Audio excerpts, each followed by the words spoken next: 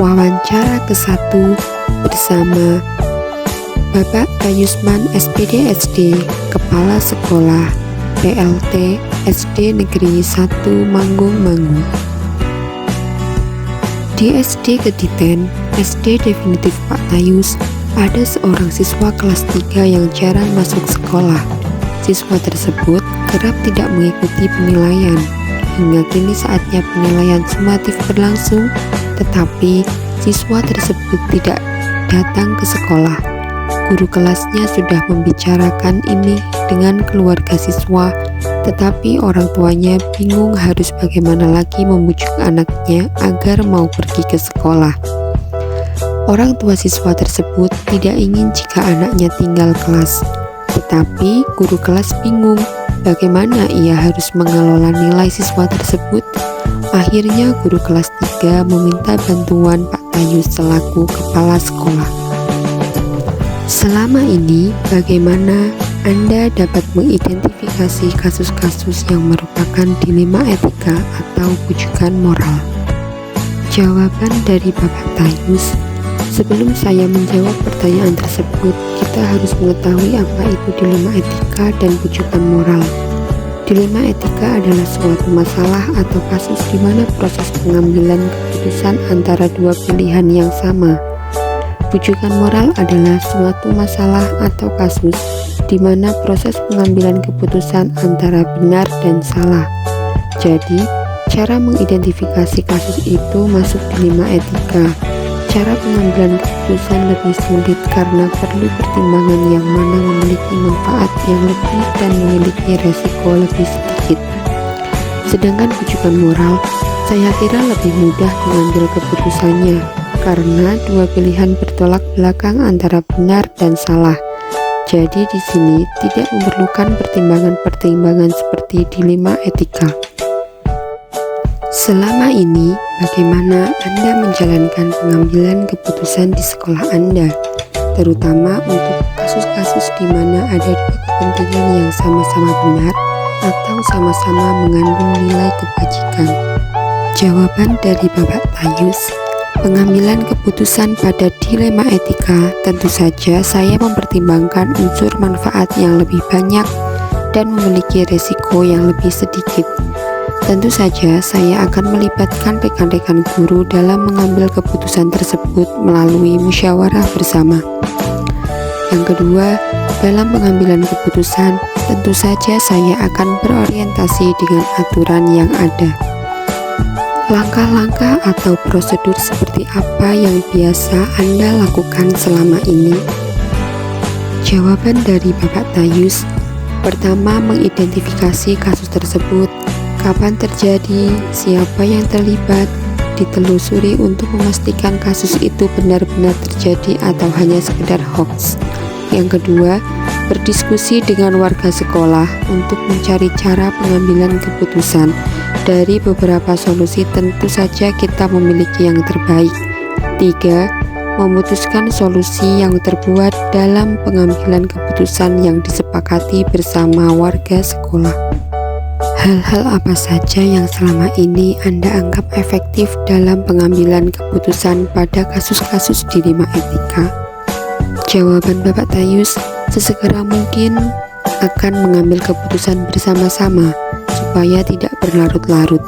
Karena bila menunda dalam pengambilan keputusan akan lupa dan akan menghasilkan kekecewaan bagi yang bersangkutan, bahkan semua warga sekolah, sehingga akan mengganggu kinerja dan hubungan sosial dari semua warga sekolah, bahkan akan menghilangkan kepercayaan masyarakat kepada warga sekolah. Hal-hal apa saja yang selama ini merupakan tantangan dalam pengambilan keputusan pada kasus-kasus dilema etika? Jawaban Bapak Tayus, karena dalam pengambilan keputusan itu memiliki yang terbaik dan beberapa solusi tentu saja ada beberapa pihak yang kecewa karena solusi mereka merasa tidak digunakan. Jadi meskipun keputusan diambil bersama, tetapi sifat penerima terkadang kurang. Tapi sebagai pemimpin harus berani mengambil resiko karena semua keputusan tentu mengandung resiko. Apakah Anda memiliki sebuah tata cara atau jadwal tertentu dalam sebuah penyelesaian kasus dilema etika? Apakah Anda langsung menyelesaikan di tempat atau memiliki sebuah jadwal untuk menyelesaikannya? Bentuk atau prosedur seperti apa yang Anda jalankan? Jawaban Bapak Tayus: jika ada kasus, saya langsung menghadapi kasus tersebut. Tetapi jika kasus bersifat privat dan perlu dijaga kerahasiaannya, maka saya akan melakukan pertimbangan-pertimbangan yang matang, tidak menyalahi ketentuan atau aturan yang ada. Namun, jika kasus tersebut dianggap besar dan menyangkut banyak orang, maka saya mencari solusi secara bersama-sama. Saya kira tidak perlu jadwal karena kasus itu selalu muncul, sehingga saya harus menyelesaikan kasus tersebut. Adakah seseorang atau faktor-faktor apa yang selama ini mempermudah atau membantu Anda dalam pengambilan keputusan dalam kasus-kasus dilema etika? Jawaban Bapak Tayus: di suatu lembaga tentu saja dengan rekan guru tentu saya jalin komunikasi saling membantu dalam mengambil keputusan. Jadi kekompakan akan mempermudah dalam pengambilan keputusan. Di samping itu ada juga atasan untuk berkoordinasi bila kita mengalami jalan buntu dalam mengambil keputusan. Dari semua hal yang telah disampaikan, pembelajaran apa yang dapat Anda petik dari pengalaman Anda mengambil keputusan dilema etika? Jawaban Bapak Tayus: kasus jangan dihindari tetapi kita cari solusi. Semakin banyak kasus yang dapat kita pecahkan akan menambah pengalaman dan kedewasaan bagi kita. Analisis kasus.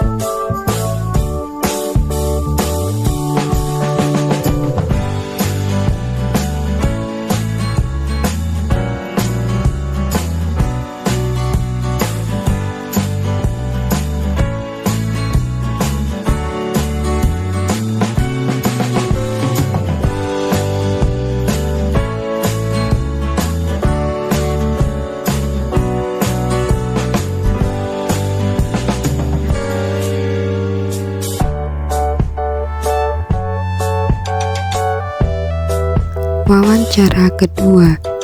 Narasumber Ibu Subaningsih, HMA, Kepala Sekolah TK Saraswati.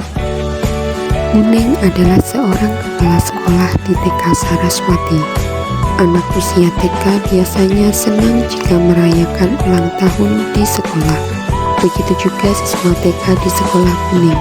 Tetapi hal ini malah menjadikan adanya dua pendapat yang berbeda. Ada wali murid yang senang merayakan ulang tahun anaknya di sekolah, tetapi ada juga wali murid yang tidak mendukung adanya kegiatan seperti ini, sehingga hal ini menimbulkan adanya kecemburuan yang terjadi antar siswa. Selama ini, bagaimana Anda dapat mengidentifikasi kasus-kasus yang merupakan dilema etika atau bujukan moral? Jawaban Buning: dari kasus yang saya alami tersebut, tidak ada bujukan moral yang terjadi. Kasus tersebut merupakan dilema etika, karena dalam kasus yang terjadi tidak ada yang salah, semuanya benar.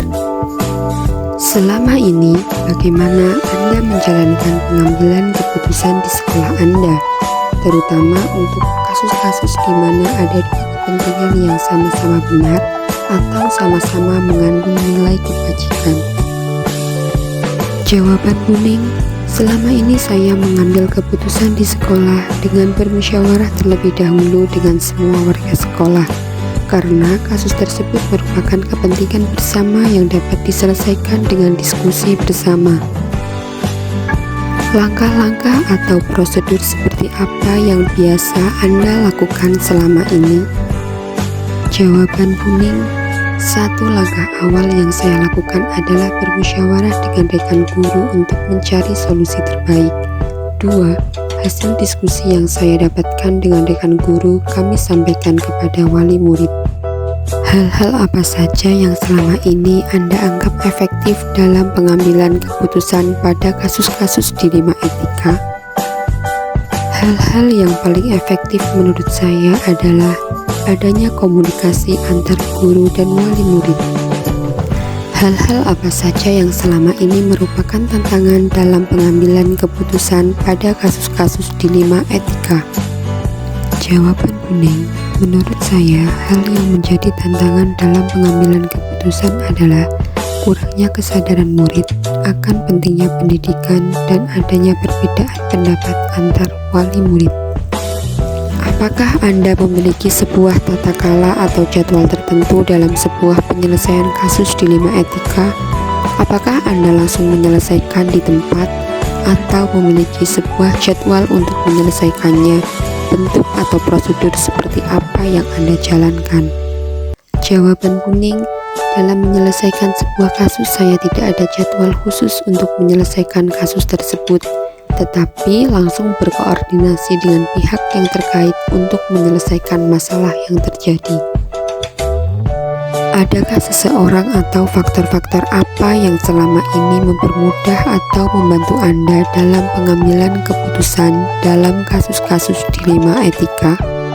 Jawaban kuning, seseorang yang selama ini mempermudah saya dalam mengambil keputusan adalah guru. Karena rekan guru yang selama ini membantu saya dalam menyelesaikan kasus-kasus yang terjadi di sekolah.